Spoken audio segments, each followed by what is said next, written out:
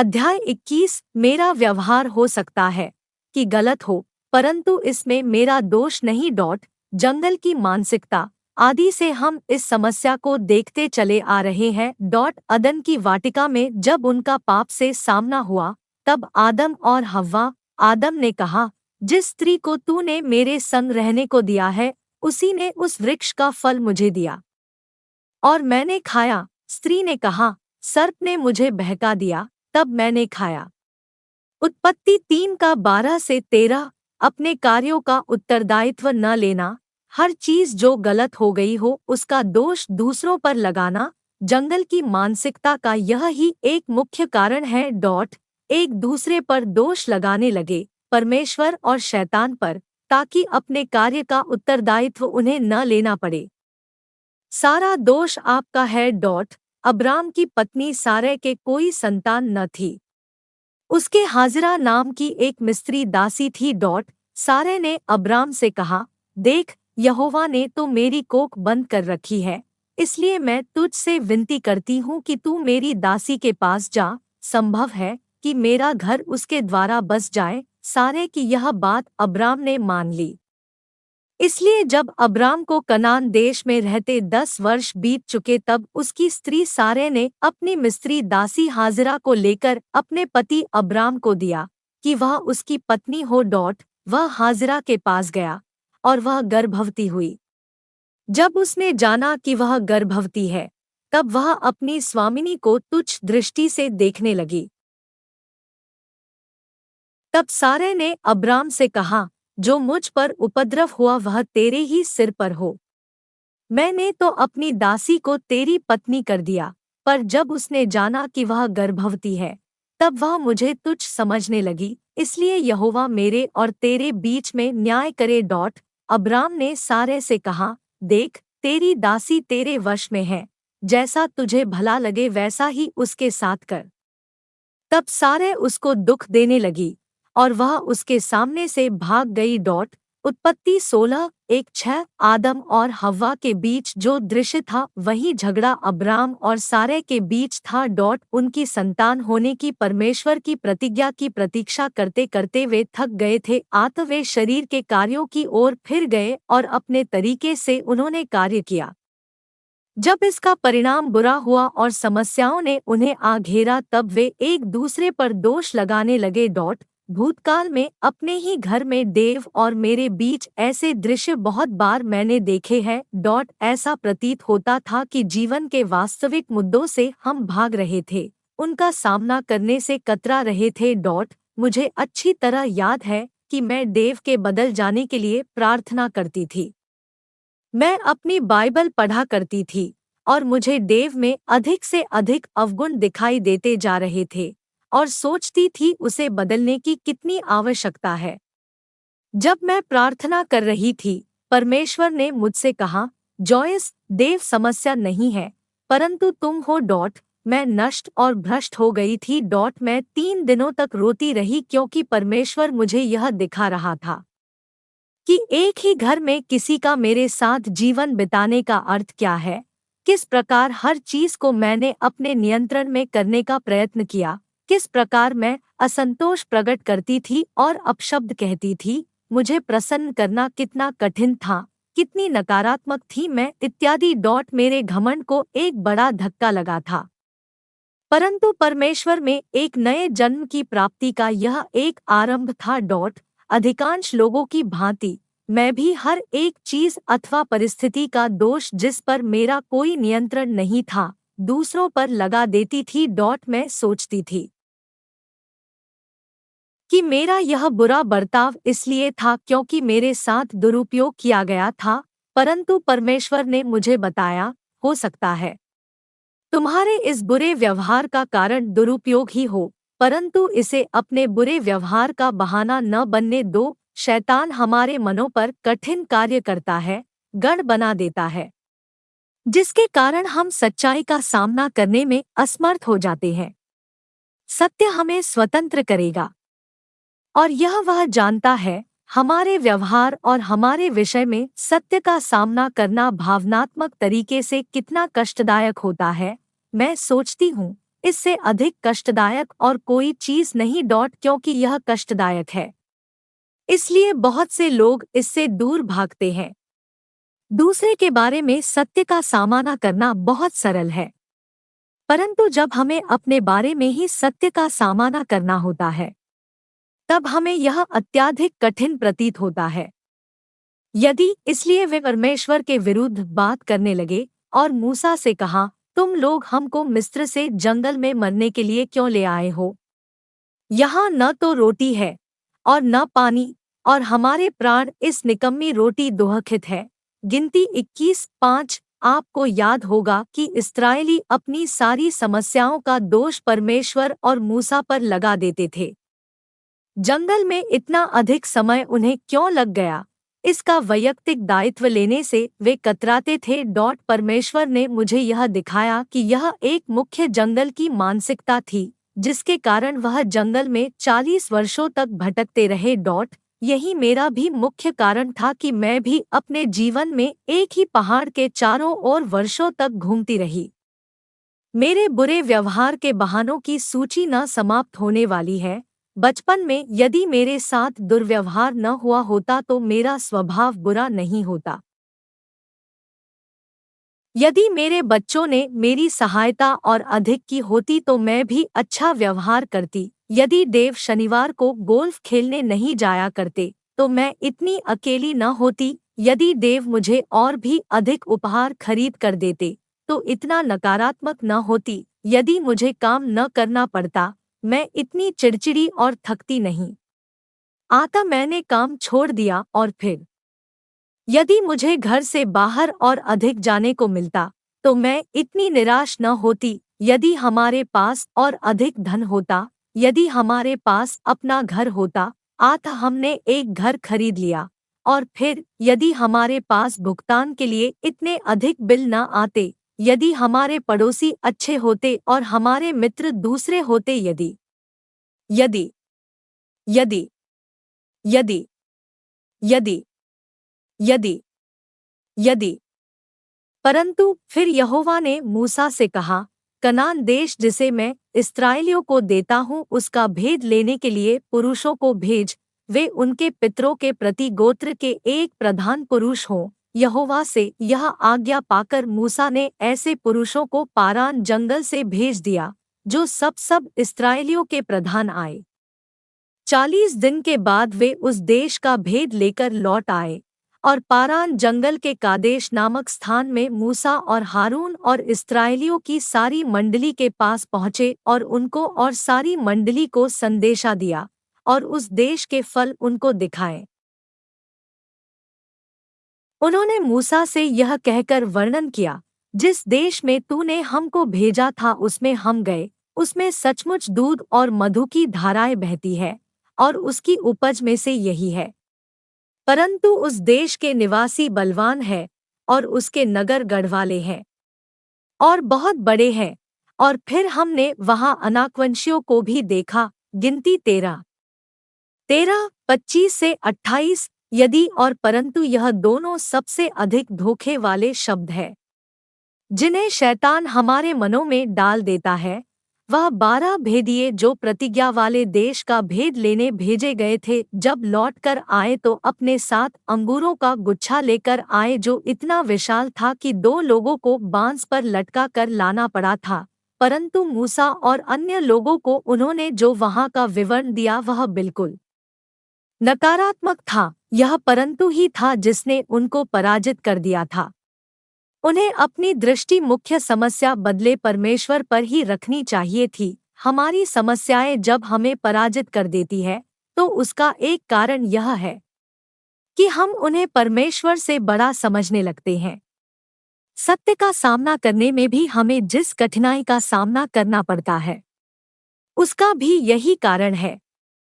हमें निश्चय नहीं कि परमेश्वर हमें बदल सकता है।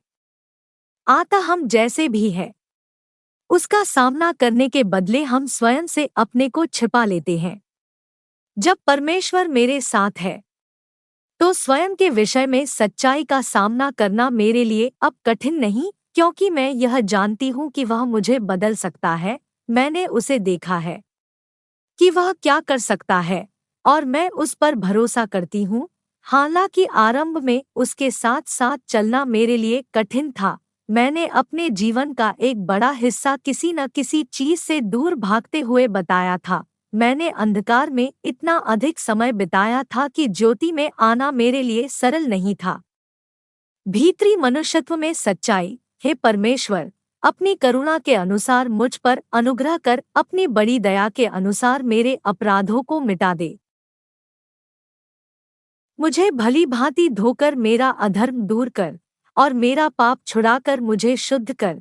मैं तो अपने अपराधों को जानता हूँ, और मेरा पाप निरंतर मेरी दृष्टि में रहता है। मैंने केवल तेरे ही विरुद्ध पाप किया, और जो तेरी दृष्टि में बुरा है वही किया है, ताकि तू बोलने में धर्मी और न्याय करने में निष्कलंक ठहरे। देख, मैं अधर्म के साथ उत्पन्न हुआ, और पाप के साथ अपनी माता के गर्भ में पड़ा। देख, तू हृदय की सच्चाई से प्रसन्न होता है, और मेरे मन ही में ज्ञान सिखाएगा। भजन संहिता 51:1-6। भजन संहिता 51 में दाऊद राजा परमेश्वर से करुणा और क्षमा की याचना कर रहा था, क्योंकि परमेश्वर उसके पाप का निर्णय कर रहा था जो उसने बतशेबा के साथ और उसके पति की हत्या करके किया था। विश्वास करें या न करें, दाऊद ने यह पाप इस भजन को लिखने से 1 वर्ष पूर्व किया था, परंतु उसने इसका सामना नहीं किया था, और न ही उसने स्वीकार किया था। वह सच्चाई का सामना नहीं कर रहा था, और जब तक वह इस सच्चाई को अस्वीकार करता रहा, वह वास्तव में पश्चाताप नहीं कर सका, और जब तक वह पश्चाताप न कर सका, परमेश्वर उसे क्षमा नहीं कर सका। इस खंड का पद 6 एक शक्तिशाली वचन है। यह कहता है कि परमेश्वर हमारे भीतरी मनुष्यत्व में सच्चाई चाहता है। इसका अर्थ यह है कि यदि हम परमेश्वर की आशीषें पाना चाहते हैं, तब हमें अपने विषय में, अपने पापों के विषय में परमेश्वर के प्रति ईमानदार बनना होगा। क्षमा से पहले पापों का अंगीकार करना है। यदि हम कहें कि हम में कुछ भी पाप नहीं, अस्वीकार करना कि हम पापी हैं, तो अपने आप को धोखा देते हैं, और हम में सत्य जो सुसमाचार बताता है नहीं, हमारे हृदयों में वास नहीं करता। यदि हम स्वतंत्र रूप से अपने पापों को मान लें, तो वह हमारे पापों को क्षमा करने और हमें सब अधर्म से शुद्ध करने में विश्वासयोग्य और धर्मी है। अपने स्वभाव और प्रतिज्ञाओं प्रति सच्चा है। यदि हम कहें कि हमने पाप नहीं किया, तो उसे झूठा ठहराते हैं, और उसका वचन हम में नहीं है।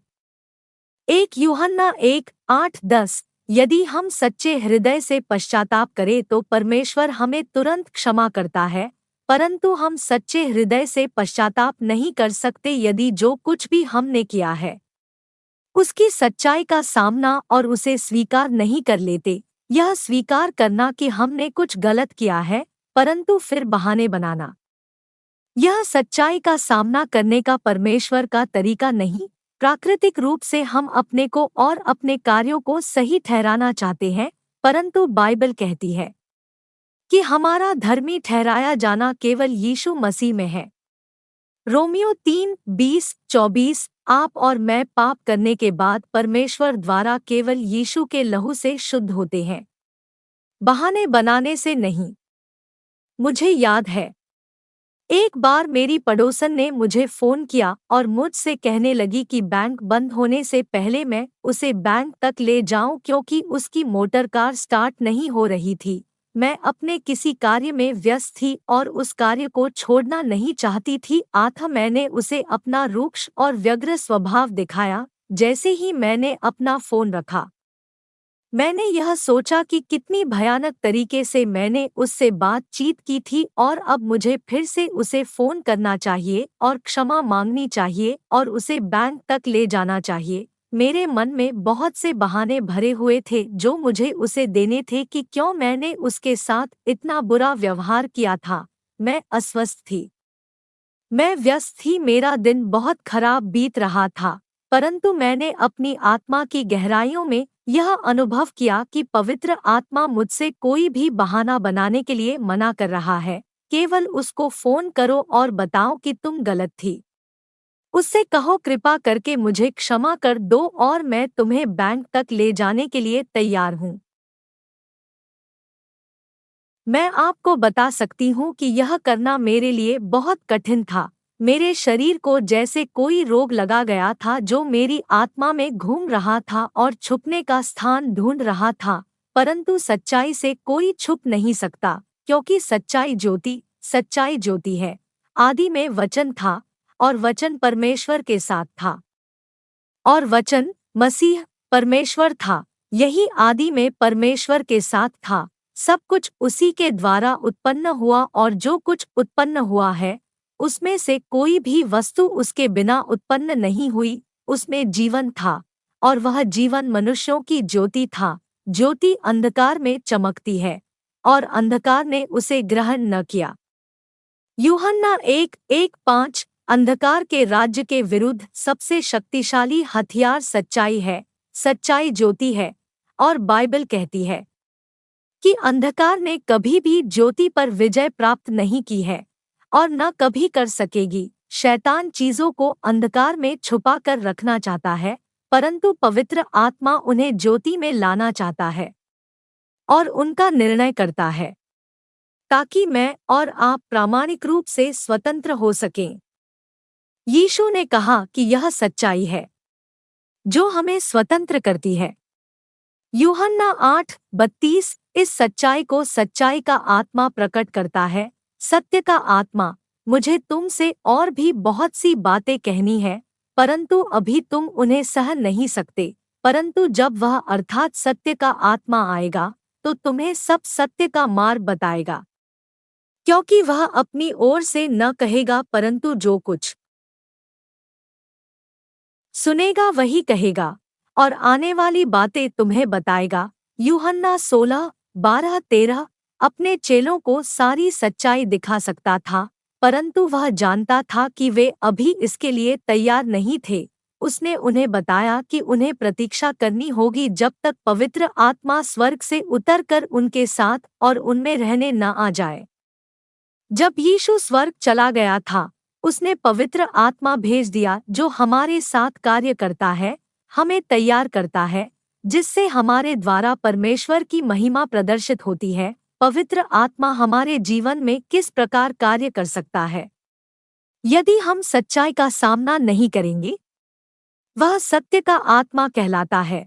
मेरे और आपके लिए उसकी सेवकाई का मुख्य कार्य है कि वह हमें सच्चाई का सामना करने में हमारी सहायता करता है, सत्य के स्थान में हमें ले जाता है, क्योंकि केवल सत्य ही हमें स्वतंत्र करेगा। हो सकता है कि हमारे भूतकाल में कोई ऐसा व्यक्ति अथवा घटना अथवा कोई परिस्थिति ऐसी हो जो हमें चोट पहुंचाती हो, जिसके कारण हमारा स्वभाव अथवा व्यवहार अनुचित हो, परंतु इसको एक बहाना बनाकर अपने साथ रहने न दे।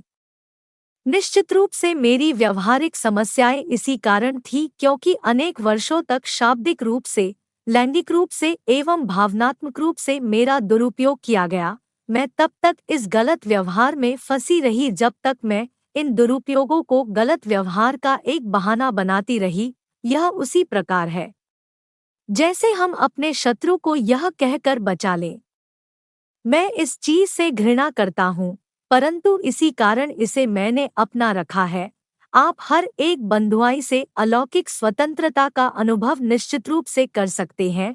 आपको जंगल में 40 वर्षों तक भटकना नहीं होगा, अथवा यदि आपने 40 वर्ष या अधिक इसी प्रकार बिता दिए हों, क्योंकि आप यह नहीं जानते थे कि जंगल की मानसिकता आपको वहां पर रखे हुए है। आज ही आपका निर्णय का दिन है। परमेश्वर से कहिए कि वह आपको आपके बारे में सच्चाई दिखाना आरंभ कर दे। जब वह ऐसा करता है तो प्रतीक्षा करें। यह सरल नहीं होगा, परंतु याद रखें, उसने प्रतिज्ञा की है, मैं तुम्हें न कभी छोड़ूंगा न त्यागूंगा। इब्रानियों 13:5। आप जंगल से बाहर आने वाले मार्ग पर है। प्रतिज्ञा के देश का आनंद ले।